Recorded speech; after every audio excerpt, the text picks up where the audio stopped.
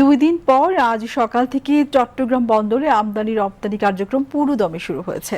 বন্দরে জাহাজ থেকে কন্টেইনার ওঠানামা করছে, চলছে বন্দরে পণ্য খালাসের কাজ। এনবিআর সংস্কার ঐক্য পরিষদের ডাকা শাটডাউন কর্মসূচির কারণে গত শনিবার থেকে গতকাল রাত 9:30 পর্যন্ত চট্টগ্রাম কাস্টমস হাউস সহ দেশের সব কাস্টমস হাউস ও শুল্ক স্টেশনে কার্যক্রম বন্ধ ছিল। গতকাল রাতে ঢাকায় ব্যবসায়ী নেতাদের সঙ্গে বৈঠক শেষে কর্মসূচি প্রত্যাহারের ঘোষণা দেন এনবিআর সংস্কার ঐক্য পরিষদের নেতারা। চট্টগ্রাম কাস্টমস সংশ্লিষ্টরা জানান, কর্মসূচি প্রত্যাহারের পর গতকাল রাতে কাজ শুরু হয়েছে। আজ আমদানি রপ্তানি সংক্রান্ত সব ধরনের কার্যক্রম পুরোদমে শুরু হয়েছে।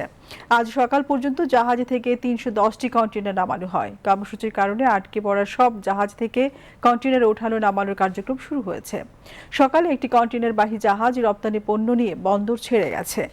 চট্টগ্রাম বন্দর সচিব মোহাম্মদ ওমর ফারুক জানান, কাস্টমস কর্মকর্তা কর্মচারীদের কর্মসূচি প্রত্যাহার করায় বন্দরে জাহাজে কন্টেইনার ওঠানো নামানো, স্থানান্তর, পণ্য খালাস সহ আমদানি রপ্তানি কার্যক্রম পুরোদমে শুরু হয়েছে।